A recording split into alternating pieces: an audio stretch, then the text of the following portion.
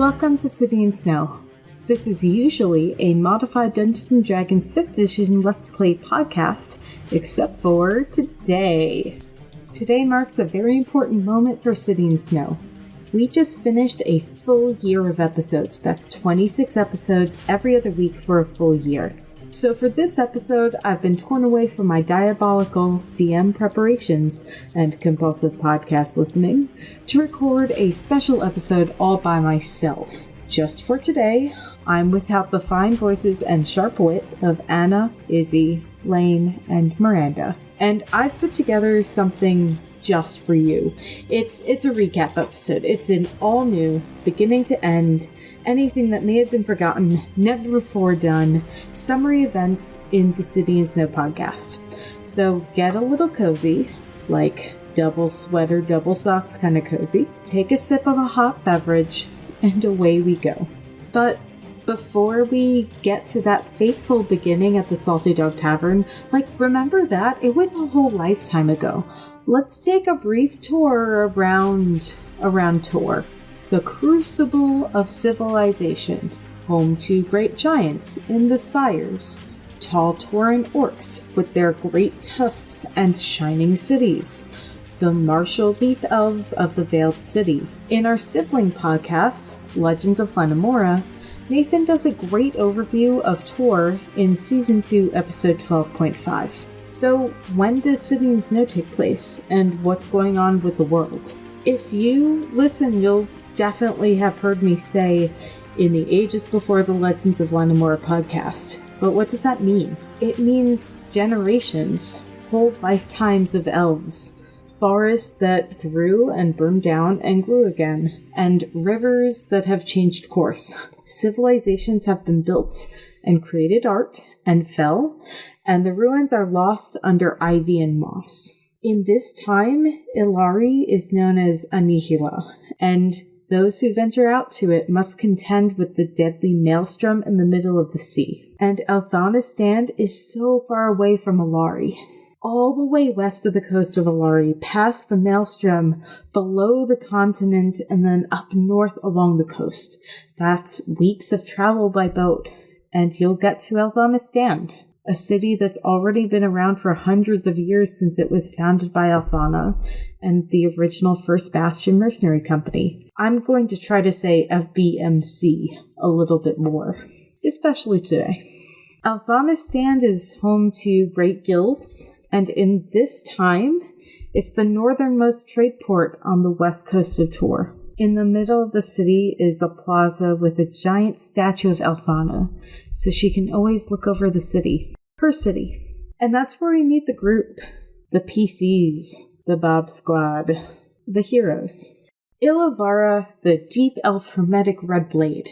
A specialized soldier working as the bouncer to the blushing busk Bordello. Yor, the tiefling paladin of spring. An actor with Althana's stand, a Chance Folks acting company. Hannah, the headstrong fighter in bulky armor and an even bigger sword. 6, a Tabaxi sorcerer, the Felix Draconis of his noble line. They all received letters instructing them to meet up for a fateful trip to Fort Waterdown. This is while the First Bastion Mercenary Company rides into town, surrounded by fanfare. They have saved missing persons and arrested the lore-keeper villain involved in the plot. And the town celebrates their safe return. Now, you may recognize the title Lore-keeper from the Legends of Lenamora podcast, as a faction of mages and scientists. This lore-keeper is many ages and miles removed from the title's modern iteration.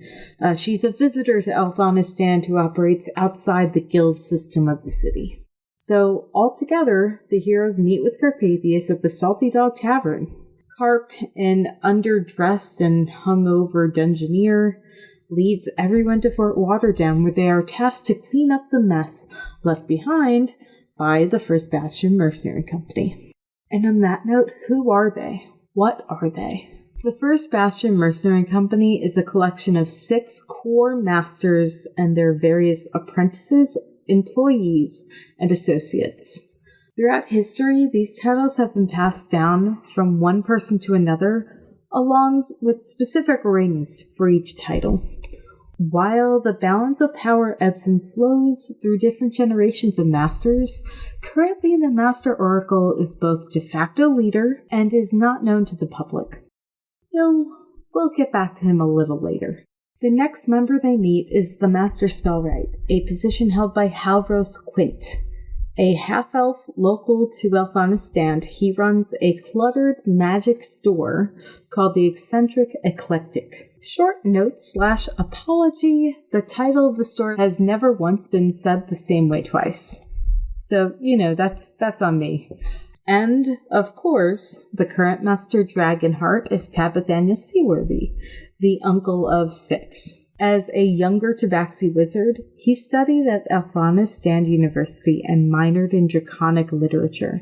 He has an apprentice named Teva, a blue dragonborn who is perfect in every way. They live in a townhouse with a revolving door of family and friends. That brings us to Master Treewalker, a position held by Hyacinth Boggs, the Furbolg druid. A well-meaning, tea-drinking woman with a sunflower headdress above auburn hair, she is the most recent addition to the First Bastion Mercenary Company and from a druidic enclave far in the mountains. And that leaves the last two, Marab the Master Shieldbreaker and JT the Master Keyfinder. Marab is an athletic, competitive hobgoblin, and her family runs the Anvil Paradise Tavern, a mainstay of the Smithing Guild in Elphanistan. And there's JT, an unassumingly plain woman with a wry smile, a hotel suite, and a terrifyingly large crossbow arsenal. The First Bastion Mercenary Company is a beloved institute,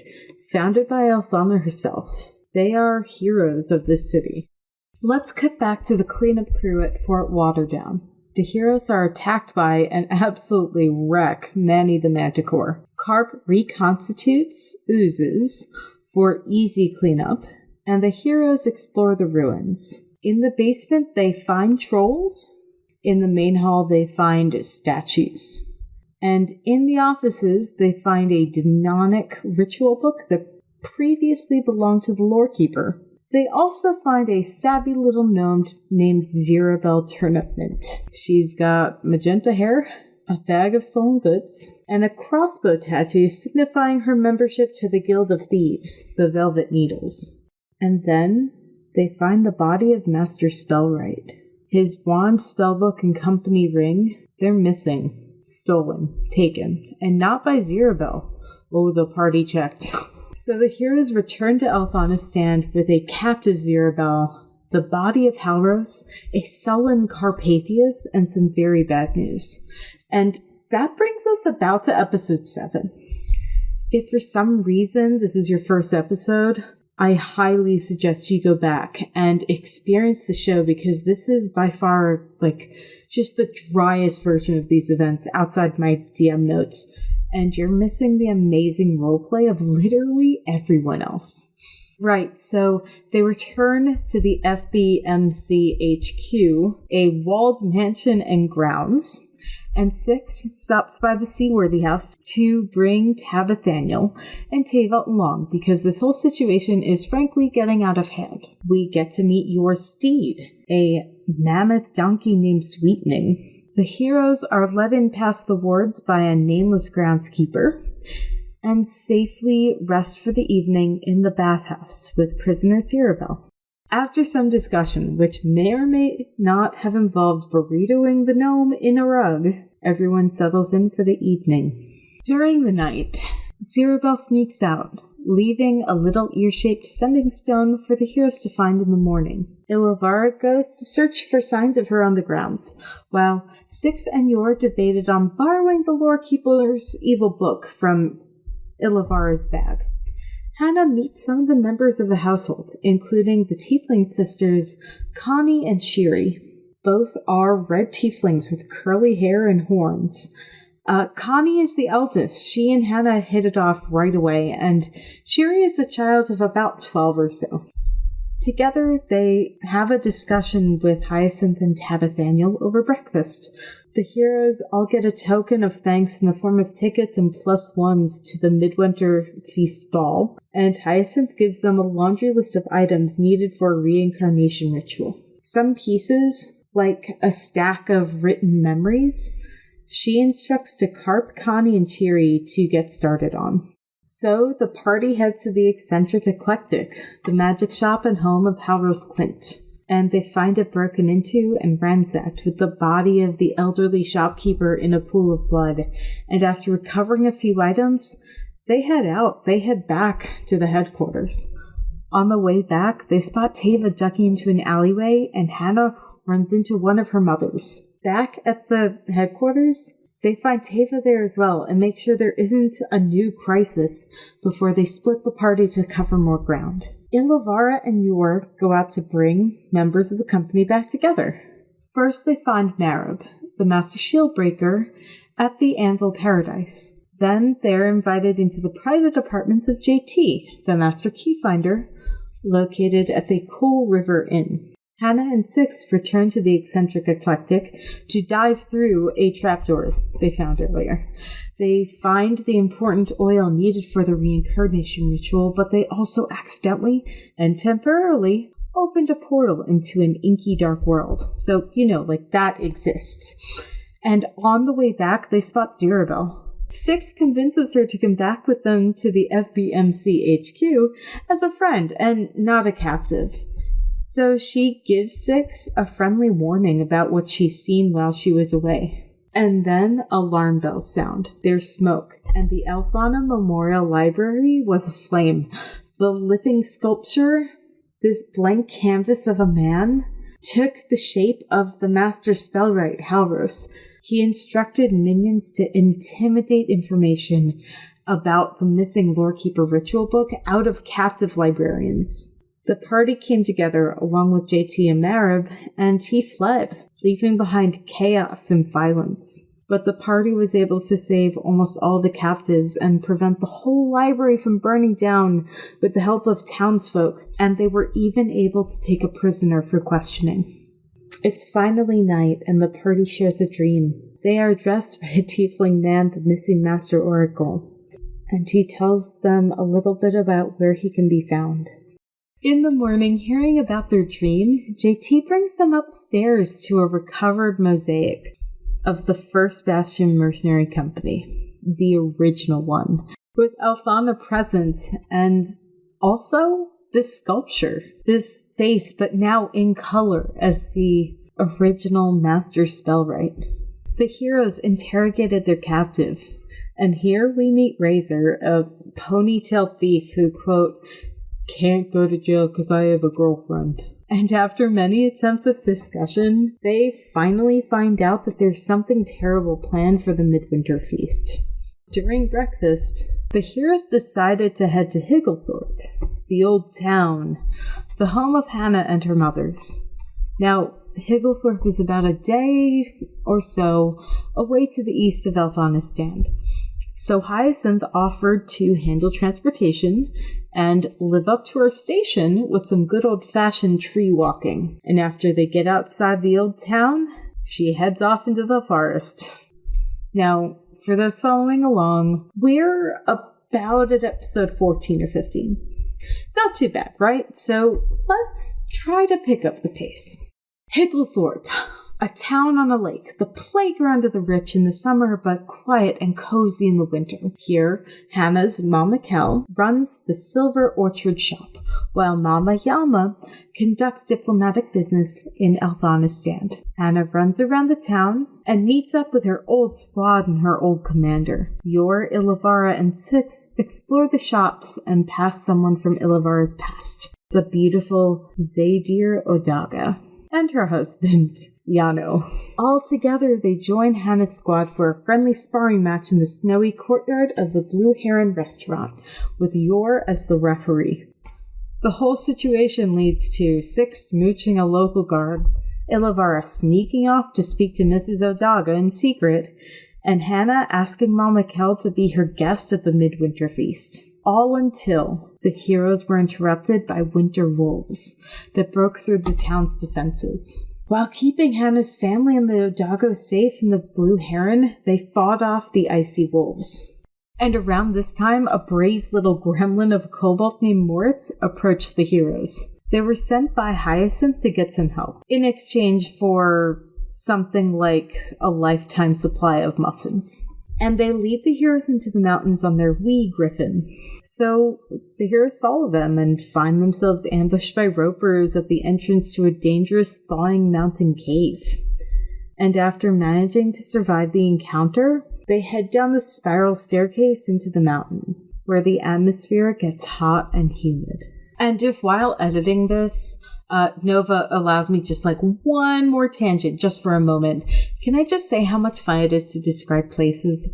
I love a lot about DMing. I love weaving stories with friends. I love making characters. I love tailoring a game to my players and building details of a world just for them. But what I really love, what's really the most fun, is building a place. What does it smell like in this cave? How does it differ from where you came? And how does it change as you experience more of it? This is a stage I'm making for my players. It's set pieces and lighting and sometimes a smoke machine, and I love every bit of it.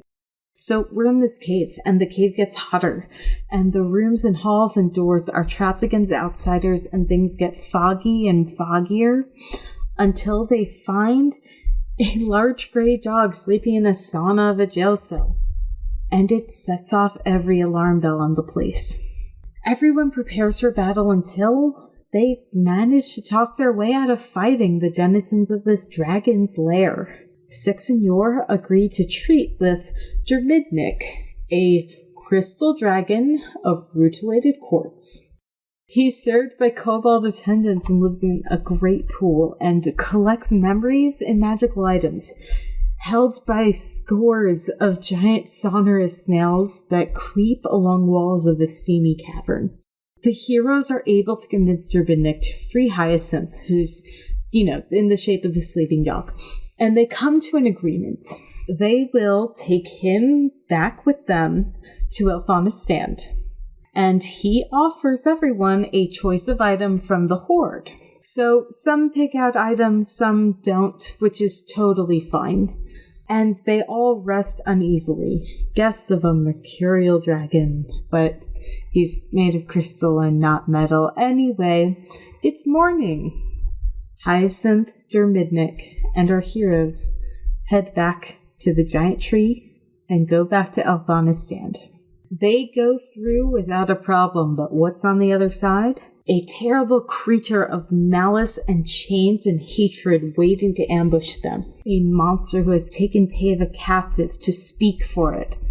And she tells them to hand over the Lorekeeper's book. And who else is here? Oh, it's Manny the Manticorn, hell-bent on revenge. Thus ensues a terrible battle, but they're finally able to save a beaten-up Teva and rush towards the city. In Elthana's stand, Illavarra takes a different path and stops at the great statue of Elthana in the middle of the city. And this is where I suggest, once again, just write down episode 24. If this is your first listen to the show, that's your next best stop. An episode where we explore the stories of each character as they return to Elthana's stand. It's honestly probably one of my favorites. While Illavarra goes on a spiritual journey, Hannah, Yor, Six, Hyacinth, Jermidnik, and Teva return to the First Bastion Mercenary Company headquarters. And when they get there, the wards are down. The groundskeeper and Razor have been slain. The whole house has been turned inside out, every bit and piece of it broken and shredded. But Karp was able to protect Connie and Cheery and the body of Halros with a tiny hut spell overnight. From what they can gather, the rest of the company headed up to Fort Waterdown to resolve the troll situation, and everyone else was attacked in the night after the wards were sabotaged. And here we get closer and closer to the present, with more and more revelations. Hannah informs Hyacinth that after all the failures she's seen from the FBMC, not being able to protect every precious life, she would rather see it disbanded than for more people to die. 6 finally asks Carp out to the Midwinter Feast Ball. Yor cheers up Cheery with their little animal friend Lazo and just checks in on how the kid is doing. Connie apologizes to Hannah about not being comfortable enough to use her own magic, and Hannah offers to teach her how to use a sword instead to defend herself. Teva admits to not just being a warlock, but betraying them and being betrayed. She no longer has even a drop of her power. Ilavara finds an old map, a key to solving this puzzle as tensions run high. And Hyacinth has finished preparations for the reincarnation ritual. Finally. And that brings us to the present. If you're still hanging in there, thank you so much. It's a rough moment in the world right now, and that's a phrase I wish will age poorly instead of becoming more relevant or even, God forbid, prescient. For now, though, bring new art and stories into your life. Tell people you love them and take care of yourself and other people, and discover new tabletop games every single day. Try new things if you can. That's just important. And who knows what's next for City and Snow? Join Ilavara, Yor, Hannah, and 6, and we will discover it together. And remember, what's the most important rule of D&D? If you cast a bonus action spell during combat and would like to cast a second spell, it must be a cantrip. No, it's have fun. It's always just the most important rule is to have fun. Anyway, that's it. Bye-bye.